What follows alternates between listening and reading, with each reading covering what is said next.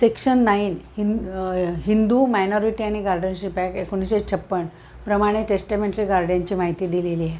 समजा फादर आणि मदर आहेत किंवा हजबंड वाईफ आहेत, त्यांचा मुलगा आहे, त्याच्यासाठी फादर हा पहिला त्याचा गार्डियन झाला. त्या सेकंड प्रायोरिटी कोणाला दिली आहे त्यांनी? मदरला.